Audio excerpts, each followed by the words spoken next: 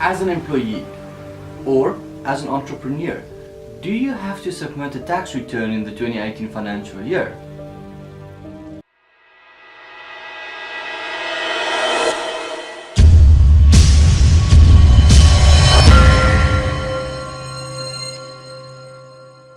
Today we'll be talking about the very stressful topic known as taxation. The question is, do you have to register for tax? Do you have to pay tax? Do you have to submit a tax return? So let's get to the facts.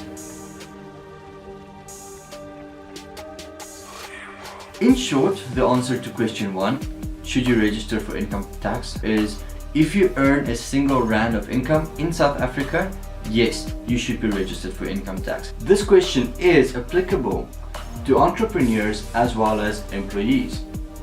Why? The entrepreneur very often pays himself a salary from the business, and for that reason the entrepreneur is also considered a taxpayer. In South Africa, taxation is regulated by the South African Revenue Service, known as SARS. Everyone knows SARS in South Africa. Everyone hates SARS in South Africa because everyone is afraid of SARS. What is SARS? Not everyone is aware of what SARS is, just everyone hates SARS because they believe SARS is out there to take your money. SARS is the South African Revenue Service. SARS essentially collect all the revenue in South Africa, known as tax income, through VAT, through income tax, through transfer duties, through customs duties and all of these other kinds of taxes. And they transfer these monies to the relevant departments of government in order for those government departments to then spend that money on further developing the country. Therefore, SARS then plays a key factor in the development of the country. Whether we like it or not, unfortunately it is there, and unfortunately there are laws that makes it compulsory for us to comply with.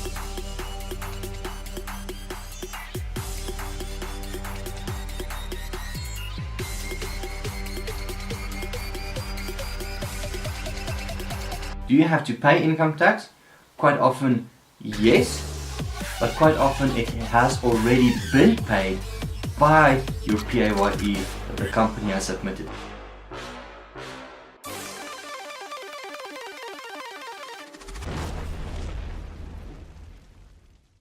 Now the third question is, should you submit an income tax return?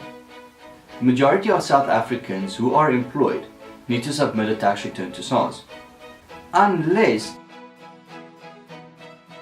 SARS, in order for them to do their job properly, they have these rules and regulations that's been written in acts, that's been written in interpretation notes from SARS directly, and which comes from guidelines such as the guidelines of should you submit an income tax return or not. And they've implemented this system where they explain that you do not have to submit an income tax return to make it easier for the taxpayer. And these are the criteria that the taxpayer essentially have to comply with.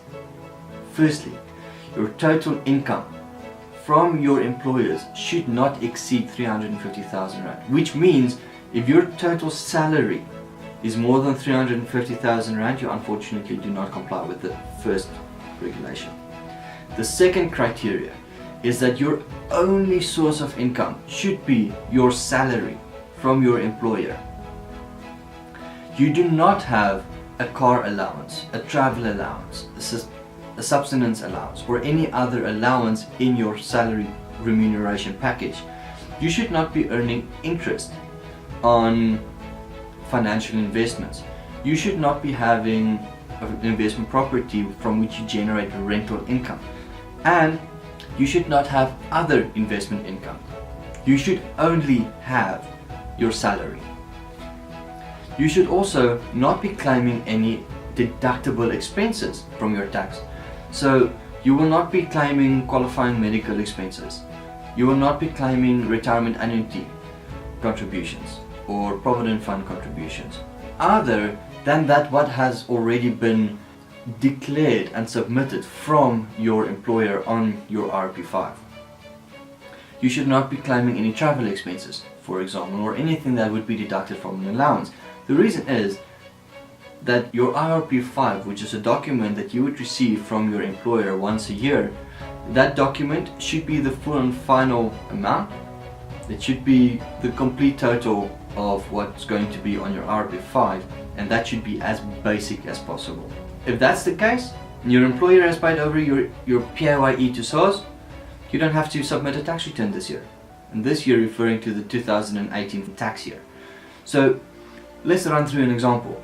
You're an employee of a company. Your total salary is 250,000 Rand per year. You have pension fund that you contribute through your company, but you do not have medical aid because you are on, let's say, your spouse's medical aid. Question is, should you submit an income tax return? You are complying with all of the requirements as per SARS. So, in this situation, you do not have to submit a tax return. Let's just change one thing in this scenario. Let's say you had to go to the doctor and the doctor had to send you for x-rays and your x-rays was not covered by a medical aid. Now, you were told by the radiologist that you can claim the x-rays back from tax. It is true. Not in the total amount, though there's a tax calculation, but the fact of the matter is, it is possible to add that qualifying medical expense then as a deduction on your tax. Unfortunately, if you want to do that, this means you will have to submit a tax return for the 2018 financial year. Let's take another situation. An entrepreneur. The entrepreneur pays himself a salary from the company. For that, the company has to submit a return to SARS. In an upcoming video, I'll explain a bit more on that. The biggest difference here is that an entrepreneur is also considered the director of a company. An entrepreneur would quite often claim a travel expense. They would quite often have a retirement annuity on their own name, not through the company. They would quite often have medical expenses that they would cover that they cannot claim back from their employer or from their medical aid, and for that reason they would claim those medical expenses from their tax. So for the majority of entrepreneurs, yes, they need to submit a tax return. If there are any questions regarding this, feel free to get in contact with us. We will gladly assist you. I really hope that this video provides a bit more clarity on answering the question of should you submit your income tax return.